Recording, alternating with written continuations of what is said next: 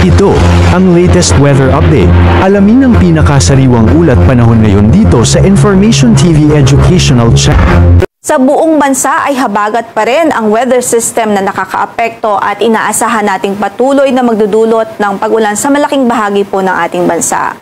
Mataas pa rin ang tsansa ng katamtaman hanggang sa malakas na mga pag-ulan dito po sa Occidental Mindoro, Palawan Province, sa Western Visayas at Negros Island Region dahil pa rin po yan sa habagat o southwest monsoon. Samantala dito sa Metro Manila at mga karatig lugar katulad na lamang sa Zambales, Bataan, Cavite, Batangas, maging dito po sa natitirang bahagi pa ng Visayas at sa buong Mindanao, maging dito po sa Batanes at Babuyan Islands, inaasahan pa rin natin ang maulap na papawiring sa maghapong ito at mga kalat-kalat na bagulan at pagkidlat pagkulog any time of the day dahil pa rin po yan sa southwest monsoon o habagat.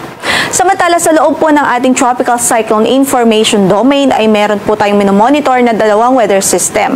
Nariyan nga po yung isang LPA sa silangang bahagi ng bansa. Nasa labas po yan ng ating area of responsibility at base sa ating latest na ating data, huling nakita yan sa layong 2,030 kilometers hilagang-silangan o hilagang-silangan ng extreme northern Luzon. So malayo naman po yan sa atin at wala po itong direktang epekto ngayon sa anumang bahagi ng ating kalupaan. Based na rin sa ating latest na analysis dito ay nananatili pong mataas ang tsansa na mabuo ito bilang isang bagyo in the next 24 hours pero based na rin sa magiging movement niya sa forecast natin, papalayo naman po ito at hindi po ito inaasahang makakaapekto sa anumang bahagi ng ating kalupaan. Gayunman, patuloy pa rin po tayong mag-antabay sa magiging updates ng Pag-asa should there be significant changes tungkol po dito sa weather system. Samantala, meron pa tayong isang LPA na minomonitor sa kanlurang bahagi naman ng bansa.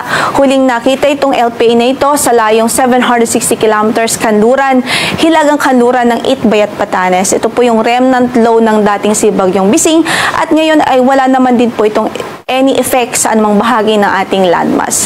Gayunpaman, patuloy pa rin po tayo mag-antabay sa mga updates ng Pag-asa ukol sa mga weather disturbances na nariyan po sa ating Tropical Cyclone Information Domain at lalong-lalo na yung nasa loob ng ating area of responsibility na weather system na nakakaapekto sa atin, which is at this time ay habagat o southwest monsoon.